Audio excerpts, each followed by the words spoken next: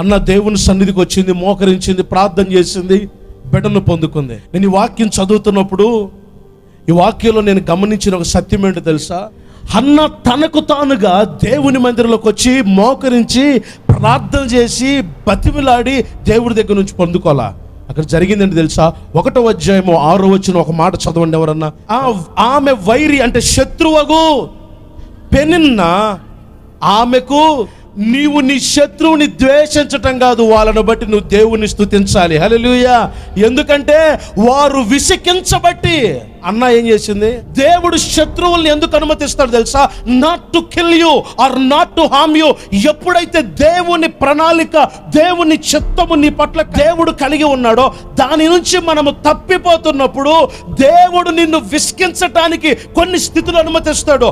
దేవుడు నిన్ను విసికించటానికి, రెచ్చగొట్టడానికి కొన్ని స్థితులు అనుమతిస్తాడు. అందులో కొన్నిసార్లు తండ్రి అయి ఉండొచ్చు, కొన్నిసార్లు తల్లి అయి ఉండొచ్చు, కొన్నిసార్లు తమ్ముడై ఉండొచ్చు, కొన్నిసార్లు అన్నయ్య ఉండొచ్చు, కొన్నిసార్లు సంఘ కాపరై ఉండొచ్చు, కొన్నిసార్లు ఏలి యాజకుడై ఉండొచ్చు, కొన్నిసార్లు నీ సహోద్యోగులు అవ్వచ్చు, కొన్నిసార్లు నీ సహ వ్యాపారులు అవ్వచ్చు, కొన్నిసార్లు నీ ఇంటి పక్కన అవ్వచ్చు, కొన్నిసార్లు నీ ఇంటి ఎదురొడవచ్చు.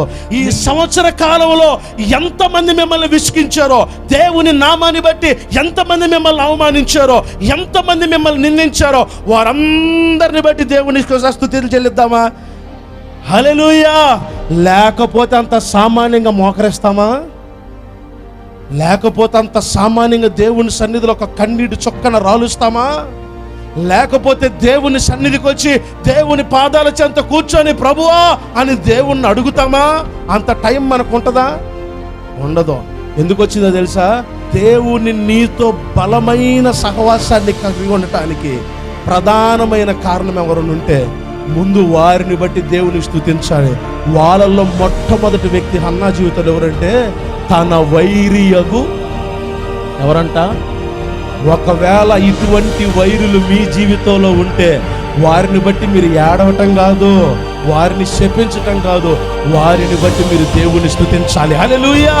వారే లేకపోతే నీ ఆత్మీయ కఠినత్వము నీలోకి వచ్చేది కాదేమో. ఒకవేళ గొలియాతు దావీదుని నువ్వు కుక్కవి అని అనకపోయి ఉంటే, ఒకవేళ దావీదుని హేళన చేయకపోయి ఉంటే, ఒకవేళ సౌలు దావీదు ప్రాణ భయాన్ని కలుగ చేయకపోయి ఉంటే, ఒకానొక దినాన అమాలేకీయులు, యెబూసీయులు వారి ముందు నిలబడినప్పుడు వారందరూ హేళన చేశారు. కుంటి వాళ్ళు నేను చంపేస్తారని చేసినప్పుడు దావీదు అన్నాడు, ఇవన్నీ నాకు పెద్ద లెక్క కాదు, ఇంతకంటే ఘోర అవమానాలు నా చిన్నప్పటి నుంచి నేను పడుతున్నా.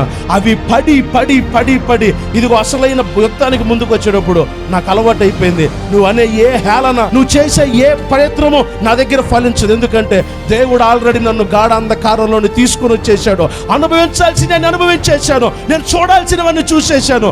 ఇక ముందు నా ముందు ఉంచబడింది ఆయన వాగ్దానాన్ని స్వతంత్రించుకొని రాజుగా దేవుడిచ్చిన వాగ్దానాన్ని నెరవేర్చుకోవడానికి సింహాసనం మీద కూర్చోవటం మిగిలిందని చెప్పి రాజు సింహాసనాన్ని దావీదు అధిష్ఠించేసరికి దేవుడు వెళ్ళవలసిన ప్రతి పరీక్ష గుండా దావీదును తీసుకువెళ్ళాడు. హల్లెలూయా.